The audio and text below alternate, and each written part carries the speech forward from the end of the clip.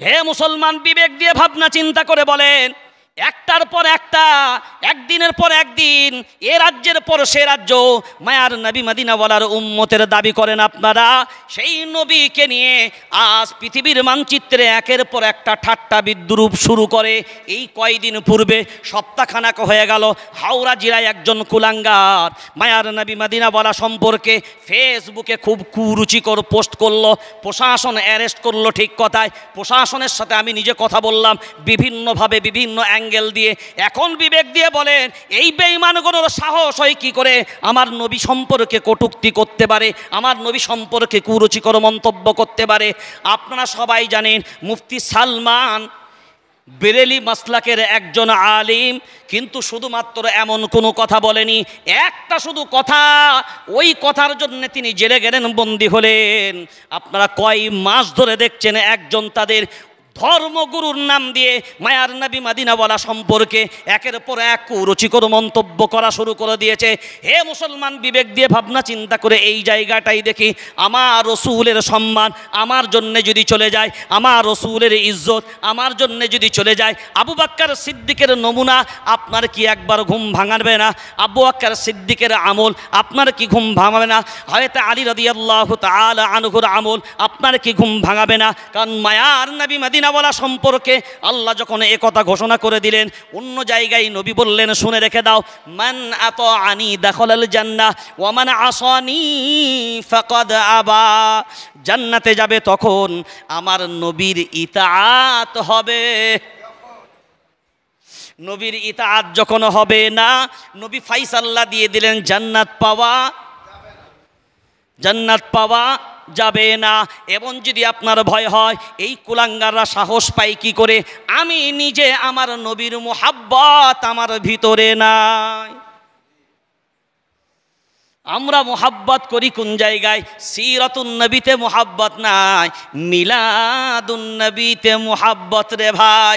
মিলাদুন নবীতে মোহাব্বত হোক, তার সাথে হতে হবে সিরাতুন নবীতে মোহাব্বত। আবুল আহাবের মতন হবে তারা যারা মিলাদুন নবীতে মোহাব্বত হবে, সিরাতুন নবীতে মোহাব্বত হবে না। ওই আমল তো আবুল আহাবের ছিল, ওমরের ছিল না, আবু বকরের ছিল না, হয়তো আলীর ছিল না, হয়তো ওসমানের ছিল না। আমরা আমল করব কাদের দেখে? সাহাবায়ে কেরামদেরকে অনুসরণ করে। কারণ কোরআন যখন বলে দিয়েছে একথা, আমিনু কামা আমানান নাস, সাহাবীদের মতন ঈমান তোমরা এনে নাও। মায়ার নবী মদিনাওয়ালা বলেন, আসহাবী কান নুজুম, আমার সাহাবীরা হলো নক্ষত্রের মতন। তোমরা আমার সাহাবীদেরকে যদি অনুসরণ করে নাও, সঠিক এবং সোজা পথে যাবে। এখন বিবেক দিয়ে মুসলমান ভাবনা চিন্তা করে দেখবেন এই জায়গায় যে আমার আপনার ভিতরে নবীর সিরাত কতটা, আমার আপনার ভিতরে নবীর মোহাব্বত কতটা। এরা যে সাহসগুলো পাচ্ছে আমাদের দুর্বলতার কারণে। কাদের কারণে? এই জোরে বলেন, কাদের দুর্বলতার কারণে? আমরা যদি আমার রসুলের সুন্নাহগুণ পরিপূর্ণ মজবুতির সাথে মানতে পারতাম, আমার রসুলকে অপমানিত হতে হতো না।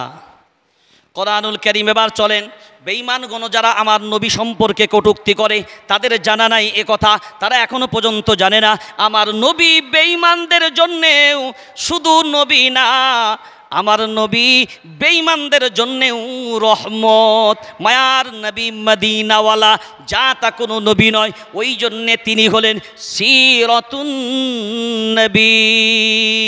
63 বছরের জীবনটাই তার জন্যে, সারা দুনিয়ার মানুষের জন্যে আদর্শ।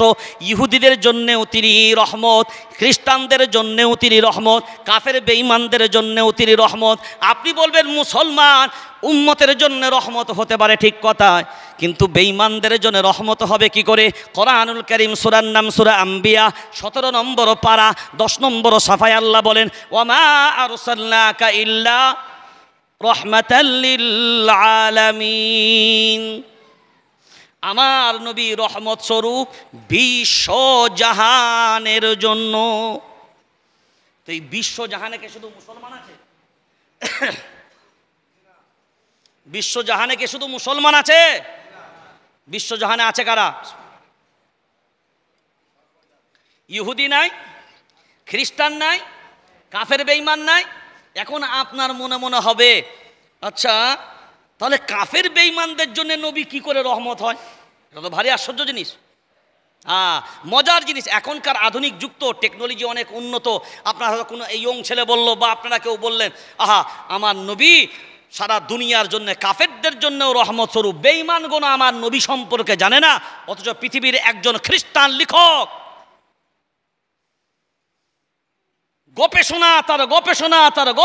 গবেষণা করতে করতে তিনি বলছেন, আমার গবেষণার নজরে আমি সারা পৃথিবীর সব মনীষীদেরকে নিয়ে গবেষণা করলাম। কে? খ্রিস্টান লেখক বলছে, আমি গবেষণা করার পরে দেখলাম আমার নজরে যদি পৃথিবীর নাম্বার 1 কোনো মনীষী হয়, যার আদর্শ পৃথিবীর কাছে নজিরবিহীন, সেই মনীষী অন্য কেউ নয়, তিনি হচ্ছেন প্রফেট মুহাম্মদ সাল্লাল্লাহু আলাইহি ওয়াসাল্লাম।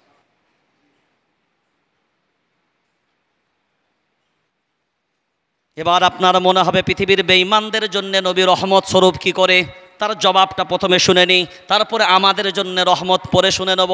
এরপরে শুনে নেই, এরা আল্লাহর গোলাম, পৃথিবীর বেঈমানদেরও জানা দরকার, হিন্দু ভাইদের জন্যও আমার নবী রহমত স্বরূপ, ইহুদিদের জন্যও আমার নবী রহমত স্বরূপ, খ্রিস্টানদের জন্যও আমার নবী রহমত স্বরূপ, ইহুদিদের জন্যও আমার নবী রহমত স্বরূপ। কারণ আল্লাহ যখন বলেছেন আমার নবী বিশ্ব জগতের জন্য রহমত, বেঈমানদের জন্য রহমত কি করে হয়? এবার আমার দিকে তাকিয়ে নেন আল্লাহর গোলাম, অন্যান্য নবীদের কওমরা নবীদেরকে মানে নাই, আল্লাহ ডাইরেক্ট আযাব। নবীদের মানে নেই, ডাইরেক্ট আযাব। যেমনি নবীদেরকে অস্বীকার করেছে, নবীদের বিরুদ্ধে গেছে, আল্লাহ ডাইরেক্ট আযাব দিয়েছে সেই জাতিকে। আদ জাতি ধ্বংস, সামুদ জাতি ধ্বংস, ফিরাউন বাহিনী ধ্বংস, নমরুদ বাহিনী ধ্বংস, সাদ্দাত বাহিনী ধ্বংস। শুনেছি না শুনি নাই? সঙ্গে সঙ্গে অ্যাকশন। কিন্তু বিবেক দিয়ে ভাবনা চিন্তা করে বলেন, মায়ার নবী মদিনাওয়ালা রহমত সারা বিশ্বের জন্য কেন এখনো পর্যন্ত ইহুদি জাতির মতন, ইসরায়েলের মতন নিকৃষ্ট জাতি, ইসরায়েলের মতন নক্করজনক পৃথিবীর একজন নর পশু যাদেরকে বলা যায়, এখন বিবেক দিয়ে বলেন এখনো পর্যন্ত পৃথিবীর জমিনে বেঁচে আছে, এটা অন্য কোনো কারণ নয়, একটাই কারণ হলো মায়ার নবী মদিনাওয়ালার জন্য। ডাইরেক্ট কোনো আযাব আর এই জাতিকে দেওয়া হবে না, এদের জন্য তাওবার দরজা খুলে রাখা হবে। কোরআনুল কারীম সূরার নাম সূরা ফুরকান 19 নম্বর পারা 5 নম্বর সাফার ভিতরে আল্লাহ বলেন, ইল্লা মান তাবা ওয়া আমানা ওয়া আমিলা আমালান সালিহা ফাউলাইকা ইউবাদদিলুল্লাহু সাইয়্যাতিহিম হাসানাত ওয়া কানাল্লাহু গফুরুর রহিমা। ওরে আল্লাহর গোলাম, ইল্লা মান তাবা, যে ব্যক্তি তওবা করে নেবে, ভুল বুঝতে পেরে যদি ফিরে আসে, তওবা করে নিয়ে যদি ঈমান আনে, ইল্লা মান তাবা ওয়া আমানা ওয়া আমিলা আমালান সালিহা, নেক আমল যদি শুরু করে দেয়, আমি আল্লাহ ঘোষণা করে দিলাম তার পূর্বের সব গুনাহগুলোকে আমি আল্লাহ নেকি দ্বারা পরিবর্তন করে দিই।